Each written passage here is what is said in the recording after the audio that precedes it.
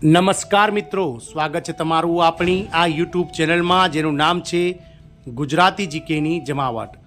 તો મિત્રો, સંસદમાંથી જે રીતે દેશભરના 24 લાખ આંગણવાડી કર્મચારીઓ માટે જે ન્યૂઝ આવ્યા છે તે પ્રમાણે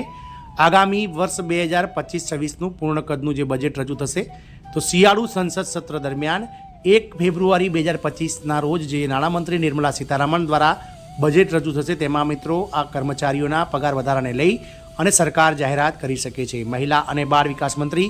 શ્રીમતી અન્નપૂર્ણા દેવી દ્વારા ગત રોજ સંસદમાં એક પ્રશ્ન પૂછાયેલા પ્રશ્નના જવાબમાં આમ જણાવવામાં આવ્યું હતું, જેને લઈ અને હાલમાં દેશભરના લાખો કર્મચારીઓમાં પગાર વધારાને લઈ અને મિત્રો જે છે તે મિત્રો આશાઓ જન્મી છે। પરંતુ રાજ્ય સરકારમાં જે મહિલા અને બાળ વિકાસ વિભાગના ICDS પ્રોજેક્ટમાં કામ કરતા 1.6 લાખ કરતાં વધારે કર્મનિષ્ઠ આંગણવાડી કર્મચારીઓ કે જેઓ રાજ્યભરની 53,000 કરતાં વધારે આંગણવાડીઓનું સંચાલન સારી રીતે કરી રહ્યા છે, તેઓ મિત્રો ગુજરાત સરકાર સામે મિત્રો હાલમાં જે છે તે મિત્રો રોષની લાગણી ઠાળી રહ્યા છે। કારણ કે ગત 30 ઓક્ટોબરના રોજ ગુજરાત હાઈકોર્ટની એક બેન્ચના જજ નિખિલ એસ કરિયાલ દ્વારા ગુજરાત સરકારને ટકોર કરવામાં આવી હતી કે ગુજરાત સરકાર આ કર્મચારીઓનું શોષણ છેલ્લા 2 દાયકાથી કરી રહી છે અને સરકાર એક પોલિસી બનાવી આ કર્મચારીઓને કાયમી કરે તેમજ સરકારી કર્મચારી જેવા તમામ લાભો આપે। સાથે મિત્રો એવું પણ હાઈકોર્ટે અવલોકન આપ્યું છે કે આગામી 6 મહિનામાં આ કર્મચારીઓ માટે પોલિસી બનાવી અને કાર્યકર બહેનો જે છે મિની આંગણવાડી કાર્યકર બહેનો અને કાર્યકર બહેનો તે વર્ગ 3ના કર્મચારીઓના પગારના સમકક્ષ પગાર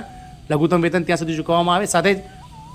તેડાગર બહેનો જે છે મિત્રો સહાયક બહેનો તેમને વર્ગ 4ના જે બેઝિક પગાર છે લઘુત્તમ પગાર તે પ્રમાણે પગાર ચૂકવવામાં આવે, જેથી લઈ અને કર્મચારીઓને મિત્રો સરકાર દ્વારા હજુ સુધી આના લઈને કોઈ ચર્ચા ન કરાતા ગુજરાત રાજ્ય આંગણવાડી કર્મચારી યુનિયનના જે હોદ્દેદારો છે તેઓ રોષે ભરાયા છે અને આગામી સમયમાં ગુજરાત સરકારને કડકપણે મિત્રો તેમણે કહી દીધું છે કે આનો અમલ કરે, નહીં તો પછી આંદોલનની ચીમકી પણ તેમણે ઉચ્ચારી છે। તો મિત્રો જાણીએ વિડીયોમાં વિગતવાર કે શું છે સમગ્ર મામલો, તેને લઈ અને વિડીયોમાં વિગતવાર ચર્ચા કરીએ। તો વિડીયોના અંત સુધી તમે બન્યા રહો અને જો ચેનલમાં તમે નવા હશો તો અમારી ચેનલને લાઇક, શેર, સબસ્ક્રાઇબ કરી બાજુમાં રહેલું બેલ આઇકોન દબાવીને ઓલ નોટિફિકેશન ઓન કરો, જેથી કરીને ચેનલ પર મૂકવામાં આવતા વિવિધ ભરતીઓના નોટિફિકેશન, વિવિધ ભરતીઓના પરિણામ, જીકેના વિડીયોઝ તેમજ સરકારી કર્મચારી પેન્શનર્સ અને યોજનાઓને લગતા પરિપત્રો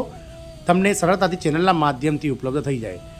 મિત્રો, ગુજરાત સરકારે ગત વર્ષ 2024-25નું જે બજેટ રજૂ થયું હતું ફેબ્રુઆરી મહિનામાં, તેમાં પણ મિત્રો પગાર વધારાની માંગ કરી હતી, પરંતુ તેમણે મિત્રો સરકારી કર્મચારી તરીકેના કર્મચારીને ન જાહેર કરતા અને પગાર વધારો પણ આપ્યો ન હતો,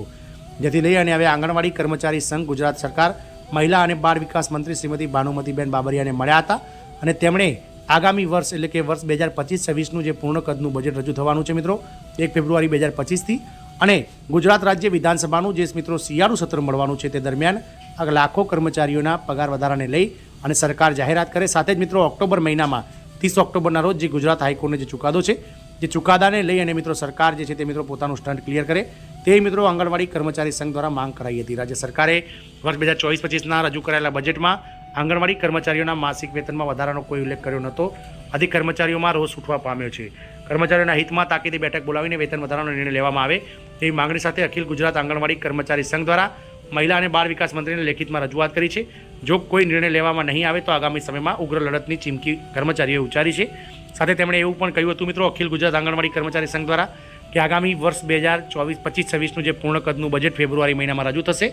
આ બજેટની સાથે આ લાખો કર્મચારીઓના પગારને લઈ સાથે જ મિત્રો ગુજરાત હાઈકોર્ટનો જે ચુકાદો છે તે ચુકાદાના નિર્ણયને લઈ અને સરકાર જે છે તે મિત્રો જાહેરાત કરે તેવી તેમણે અપેક્ષા રાખી છે। મિત્રો, આપ સૌને જણાવી દઈએ કે સરકાર દ્વારા આંગણવાડી કર્મચારીઓના માસિક વેતનમાં ખૂબ જ નહિવત વેતન આપવામાં આવે છે, ત્યારે વર્તમાન કાયમી મોંઘવારીમાં લઘુત્તમ વેતન મુજબ પણ માસિક વેતન આંગણવાડી કાર્યકર તેડાગરબંધને નહીં મળતા હોવાથી તેમની આર્થિક સ્થિતિ કફોડી બની રહી છે। જ્યારે આંગણવાડી કર્મચારીઓના માસિક વેતનમાં વધારો કરવાની માંગણીને લઈ વિરોધ કાર્યક્રમો પણ કરવામાં આવ્યા હતા। ઉપરાંત આંગણવાડીના કાર્યકરનો માસિક વેતન ₹22,000 અને તેડાગર બહેનનો ₹18,000 માસિક વેતન આપવાની માંગણી કરીને લેખિત રજૂઆત કરવામાં આવી હતી। તો મિત્રો કઈ માંગણી છે? તો મિત્રો ફેબ્રુઆરી 2025ના બજેટમાં સરકારી આ જે આંગણવાડી કર્મચારી યુનિયન છે તે કાર્યકર બહેનો છે તેમના ₹22,000 માસિક વેતન અને તેડાગર બહેનોને ₹18,000 માસિક વેતન મળે તેવી તેમણે માંગણી કરી છે। છેલ્લે મિત્રો તેમણે એ પણ કહ્યું છે કે જો આંગણવાડીની રજૂઆત આ કર્મચારીઓને યોગ્ય નિર્ણય લેવામાં નહીં આવે તો રાજ્ય સરકાર 2024-25ના બજેટમાં 25-26ના બજેટમાં આનો નિર્ણય નહીં લે તો કર્મચારીઓ જે છે તે મિત્રો તાકીદે જે છે તે મિત્રો હડતાલ સાથે જ મિત્રો વિવિધ આંદોલનોની ચીમકી તેમણે ઉચ્ચારી હતી। તો ક્યારે વધારો થયો હતો તેની વાત કરીએ તો મિત્રો જ્યારે જીતુભાઈ વાઘાણી મિત્રો આપણા ગુજરાત રાજ્યના શિક્ષણ મંત્રી હતા ત્યારે તેમણે આંગણવાડી અને તેડાગર બહેનોના માનદ વેતનમાં 16 સપ્ટેમ્બર 2022ના રોજ વધારો કર્યો હતો, જેમાં ₹2,200 જે કાર્યકર બહેનો છે તેનું વેતન ₹7800 હતું, જેમાં 2200 રૂપિયાનો વધારો કરીને તેમને 10,000 રૂપિયા કરી દેવામાં આવ્યો હતો, જ્યારે તેડાગર બહેનોનું વેતન જે મિત્રો 4,000 રૂપિયા હતું તેમાં 1,500 રૂપિયાનો વધારો કરી અને 5,500 રૂપિયાનો જે છે તે વધારો કરવામાં આવ્યો હતો. તો આમ મિત્રો કર્મચારીઓના વેતનમાં જે છે તે છેલ્લે વર્ષ 2022માં વધારો કરવામાં આવ્યો હતો. અને લઈ અને હાલમાં આંગણવાડી કર્મચારી યુનિયનો જે છે તે મિત્રો રોષે ભરાયા છે અને ગુજરાત રાજ્ય સરકારને હાઈકોર્ટના ચુકાદાને આધીન તાત્કાલિક આ લાખો કર્મચારીઓના પગાર વધારાને લઈ અને કોઈ સરળ નિર્ણય અને યોગ્ય નિર્ણય લેવામાં આવે તેવી માંગણીઓ કરવામાં આવી રહી છે. શું જોવાનું એ રહેશે કે જે રીતે મિત્રો મહિલા અને બાળ વિકાસ મંત્રી શ્રીમતી ભાનુબેન બાબરિયાને